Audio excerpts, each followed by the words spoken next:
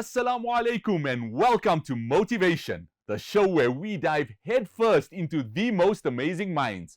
And if you missed last week's show, unbelievable with my guest, Mr. Gora Ebrahim, we ended the show on an amazing note where he was telling us about how he lost his temper, how his ego took control over him, how he managed to calm it down, what was the reasons for it, and I want to dive straight back into that. Our guests were left on a cliffhanger last week. You were talking about how you were about to lose control. The people around you thought you were about to lose control. What happens next? Yeah, so I think I must have mentioned that when people thought that I was about to lose control, that I was out of control. But quite clearly within myself, I was always sort of in control, on the edge type of a thing, with my emotions on my sleeve. And there's many of us that play like that. I think in international football, there's players like Roy Keane, for example, that played. I don't want to use players like Vinnie Jones because he was just plain dirty. But Roy Keane wore his emotions on his sleeve pretty much all of the time. And he was guided by what he felt was right and the feeling of getting everyone, working up everyone to effect a result, to do what we're supposed to do there. I must have been close to losing my temper, but not quite. So I always knew where to rein myself in. But I understand that we are one moment away from completely losing it.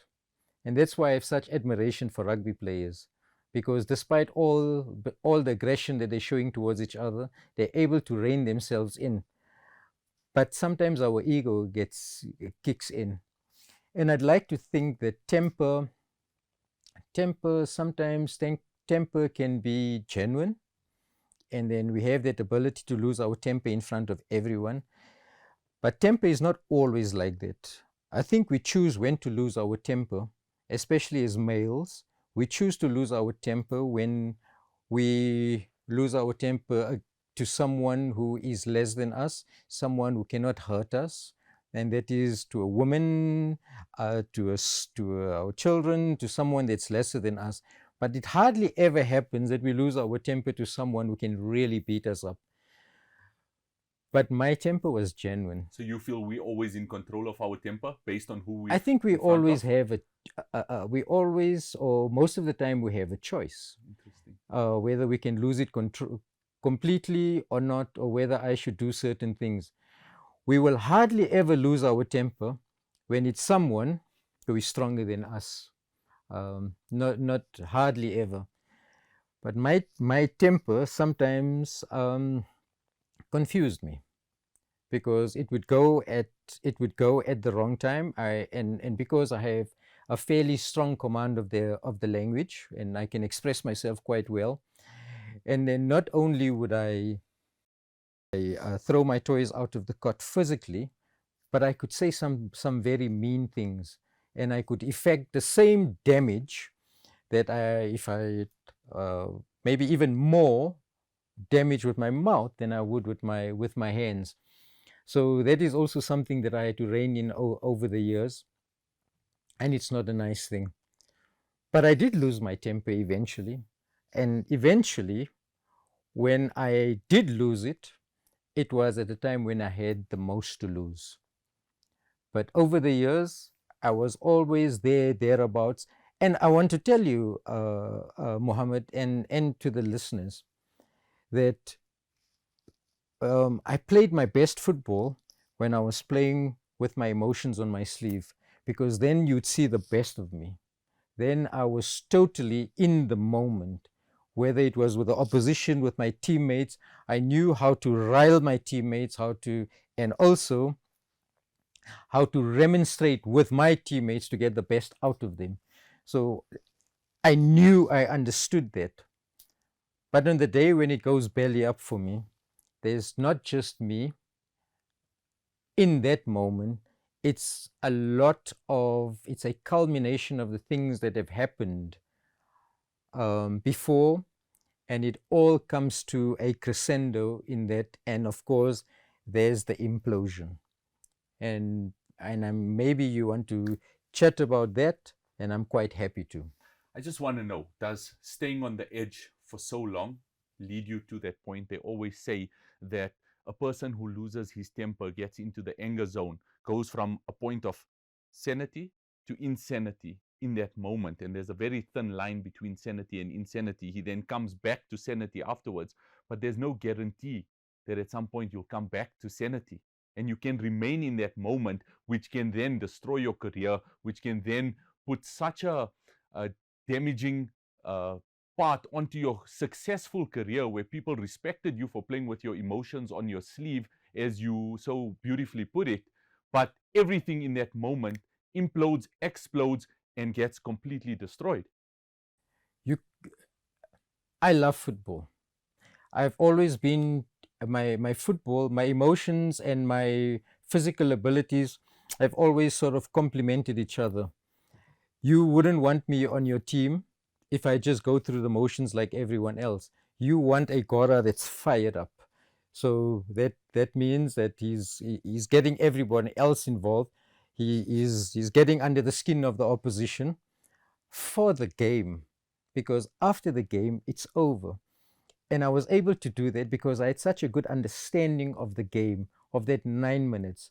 I was able to understand what my team could do and very quickly read the weaknesses and the strengths of the opposition, and make inroads in that short space of time. So that's what it was. I could understand it. But at the same time, when things don't go very well, I'm pushing myself to a new limit. I'm pushing myself a little harder.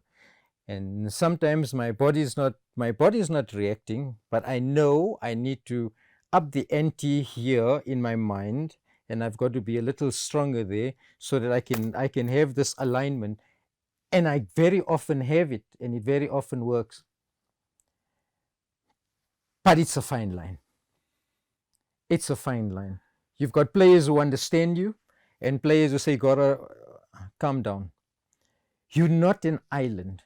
You have to have the guys around you to say, Gora, are you okay? Are you? Because if not, there's no filter. You're pushing, pushing, pushing, pushing, and you're pushing all the time. So when you lose it, and anybody can lose it, we all have the ability to harm someone. We all have the ability to take someone's life, another life. It just depends how far we are pushed, or what the situation is as human beings. I mean, somewhere I read, and I could be wrong. The viewers could be listening and say, maybe not, that we are the only species who will kill our own for no real reason in the animal world, in the animal Probably are. kingdom. We probably I are. think the closest one that come to us, I think, is the orangutan.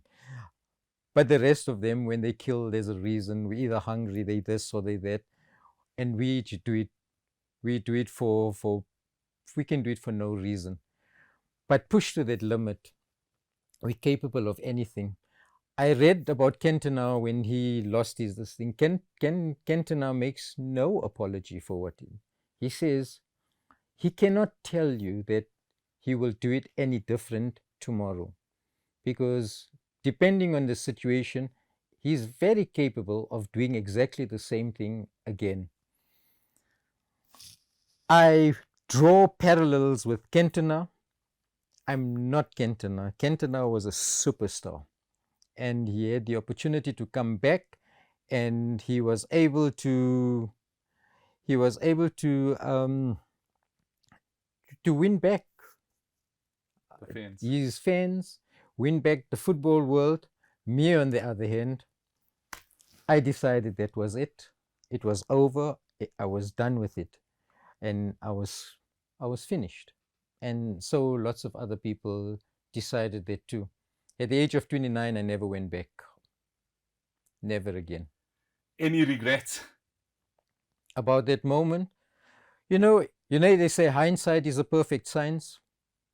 At the time when I was playing in Venda for Rabali Blackpool, I'd given up a lot. We were traveling, 600 meters from 600 kilometers from Johannesburg, where I was staying to play our games. I had a young family. I threw everything into that one football basket.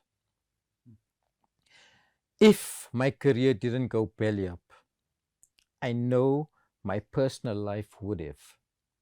If I have to choose one over the other, I will choose my wife and my family over anything else, anytime of the day. So where football was for me, my school, and everything that came after my football, that was for me and my family. No regrets. I love how you've translated all the negative of football into life and use that to power you. And I love how you've translated all the positive and use that to build on in life, because you found analogies on that football field for the rest of your life. When we come back after the break, we're going to talk about this amazing book, No Regrets by Gora Ebrahim. See you then. Assalamu alaikum and welcome back to Motivation. No Regrets, the title of this amazing book. And that's exactly what we've been speaking about with my guest, Mr. Gora Ebrahim. No regrets. He had no regrets in anything that has happened because it has shaped him into the individual that he is today. The book. What inspired you to write this book? So I had a bit of time during lockdown, which was quite a while ago. And because I'm very active on Facebook and on social media, I write lots of articles. I write about my family, about my mom, especially my dad, my family in Verenigen, my football, education. So I have an opinion, I have a view on pretty much a lot of what's happening around us. So I sit down there and I think, and I'm having this deep moment with myself, and I say, okay, so I'm going to write this article because on Facebook, a lot of the supporters are asking about that moment when my career came to an end. And obviously, it was quite embarrassing for me, my family, and everyone else. And over the years, Walter Routman, the person, the coach who I attacked, has been very vocal in the newspapers saying that I was on medication. He was right. That I took that I was abusing, there was substance abuse. Not true. That I lost my mind, that there was muti, and there was all sorts of things. And he made a lot of statements, and some of my friends came to me and said, you have to do something, you have to respond to this guy. So I'd been quiet for pretty much about 23, 24 years. And then I decided that, look, I'm going to put something out there so that the supporters can read and they can understand where I came from. So I start writing, and I write, and I write, and I just keep on going. And as I go, I realize that I need to give the story context. So maybe you should know what happened before. And so I write about what happened before, but the other things that happened before the before happened, and then after it happened. And it just snowballs into a whole series of chapters, and I put it together, and the book is born. Wow. And that's exactly what it was. So just to come back to the question, why the book? How did it start? I started writing it as an apology, as an explanation of my bad behavior, so that somebody else doesn't do it.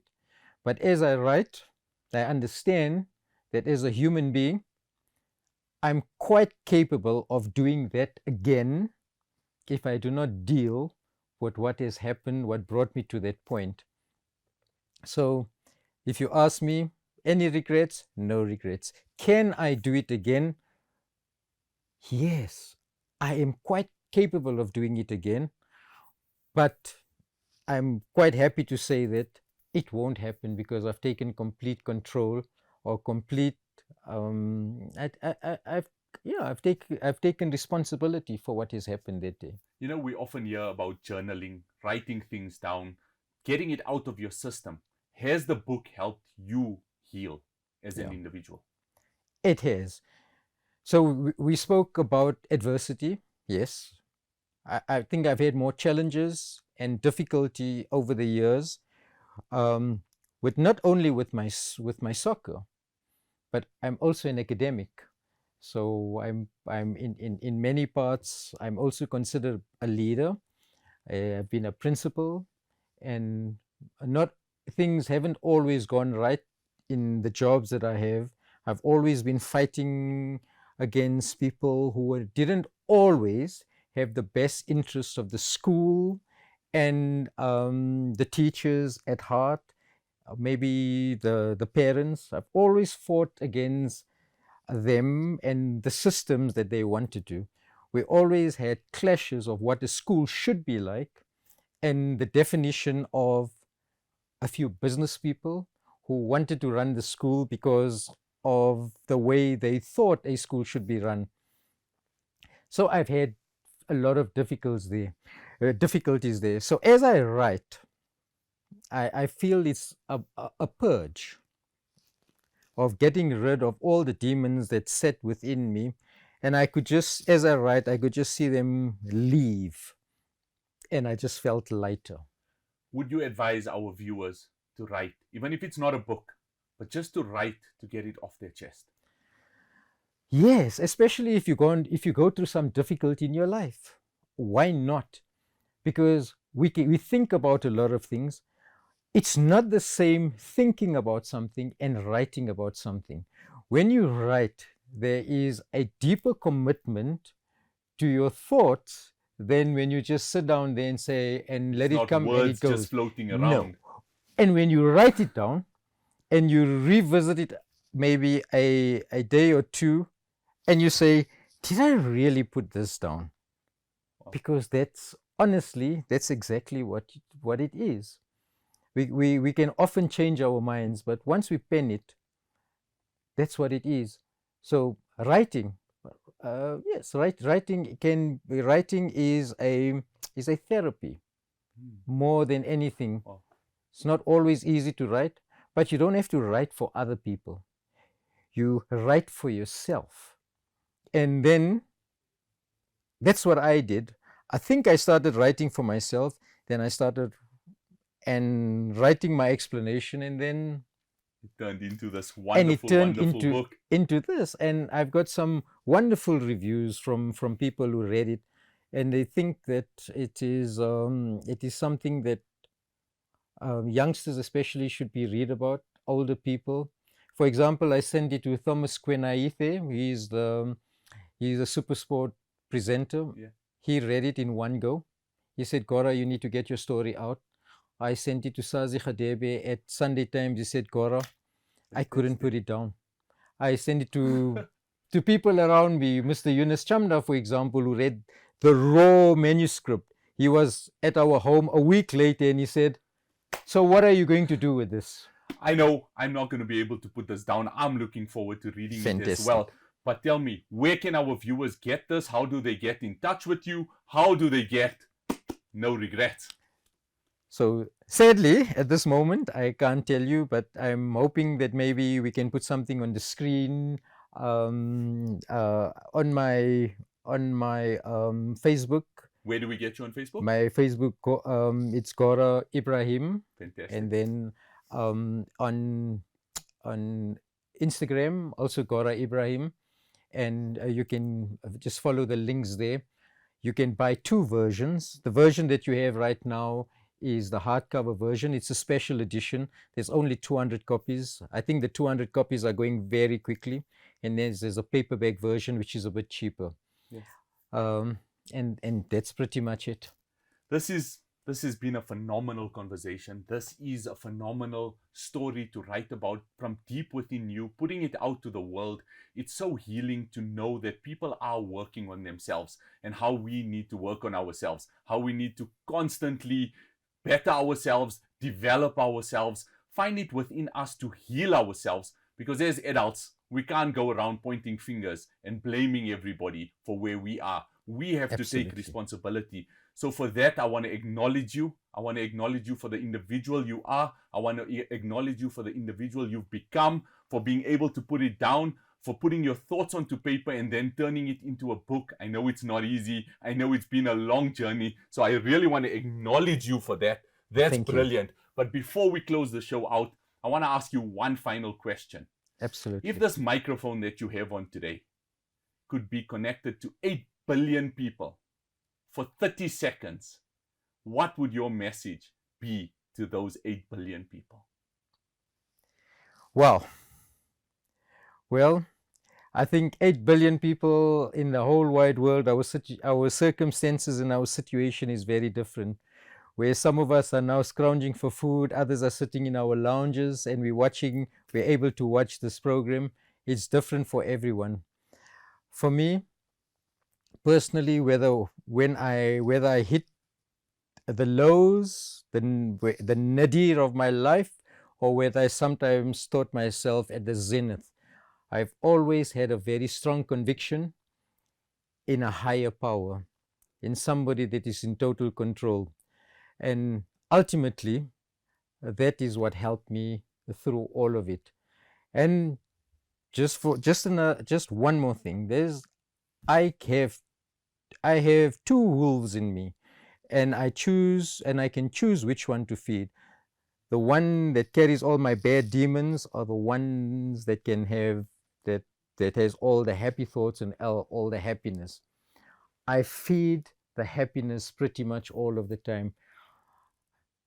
It helps with my mental listening. So I don't know if that helps our viewers. Oh, it But definitely conviction does. in the Almighty, being positive, and helping less individuals, that can go a long way in making the world a better place, and just being kind. We need more kind people in the Gora, world. this was absolutely fantastic. I'm inspired. I definitely want to live my life with no regrets. I want to make the right moves. I want to make the right choices. But even if I make the bad choices, I want to be able to correct them. I want to be able to apologize for them. I want to be able to move on. I want to be able to heal.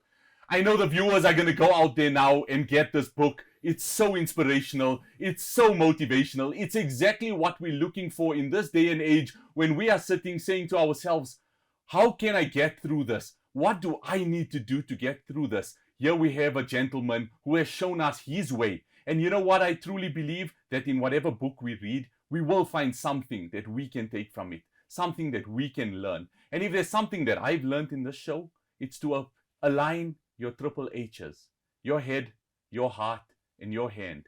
Have the cleanest of thoughts, have the purest of intentions, and have the best of actions. This is motivation. And let me